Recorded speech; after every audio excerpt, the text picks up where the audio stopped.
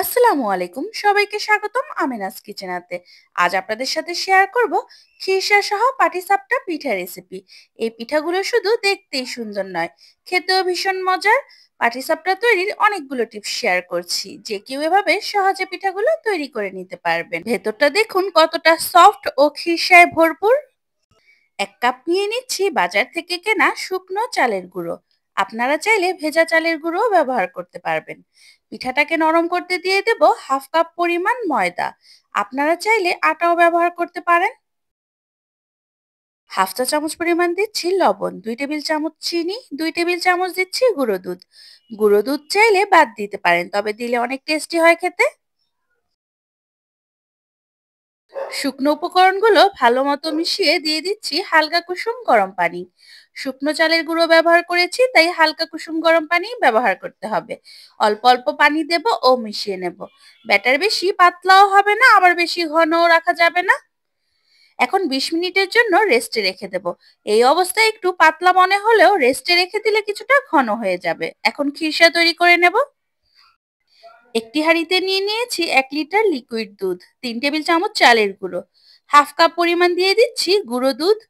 এখন সবকিছু দুধের সাথে ভালো মতো মিশিয়ে নেব। এখন চুলার আঁচ লো মিডিয়ামে রেখে অনবরত নেড়ে রান্না করতে হবে। যখন মিশ্রণটা ঘন হয়ে আসবে, তখন দিয়ে দেব হাফ কাপ পরিমাণ চিনি। আপনারা চাইলে গুঁড়ো ব্যবহার করতে পারেন। চিনি ভালো মতো মিশিয়ে আর কিছুক্ষণ রান্না করে নেব। ১ টেবিল চামচ পরিমাণ দিয়ে দিচ্ছি ঘি। এখন নামিয়ে নেব। ঠান্ডা হওয়ার পর আরেকটু ঘন হয়ে আসবে। ২০ মিনিট পর ব্যাটারের ঘনত্ব ঠিক এমন হয়েছে, না বেশি পাতলা না বেশি ঘন। আজকের পাটিসাপটা যেহেতু ডিজাইন করে বানাবো, তাই কিছুটা ব্যাটার আলাদা করে নিচ্ছি। এই ব্যাটারে দিয়ে দেব সামান্য হলুদ ফুড কালার। আপনারা আপনাদের পছন্দ অনুযায়ী যে কোনো কালার ইউজ করতে পারেন। একটি পানির বোতলের ঢাকনা ছিদ্র করে নিয়েছি। এখন এই পানির বোতলে আমি কালার মেশানো ব্যাটারটি ভরে নেব। পিঠা তৈরি করার আগে যে প্যানে পিঠা তৈরি করবেন, সেই প্যানটি টিস্যু পেপারে তেল দিয়ে মুছে নেবেন। এখন পানির বোতলটাকে গোল গোল করে ঘুরিয়ে একটি ডিজাইন করে নিয়েছি। কয়েক সেকেন্ড অপেক্ষা করলে দেখবেন ব্যাটারটা শুকিয়ে আসছে। তখন এর উপর দিয়ে দিতে হবে পাটিসাপটার ব্যাটার। এখন হাতল ধরে ঘুরিয়ে পাতলা গোল করে রুটি করে নেব। কিছুক্ষণ অপেক্ষা করে দেখতে পারবেন উপরের অংশ টেনে আসছে। তখন দিয়ে দেব করে রাখা খিরসা। যে পাশে খিরসা দিয়েছি সেই পাশ থেকে ভাঁজ করে নেব।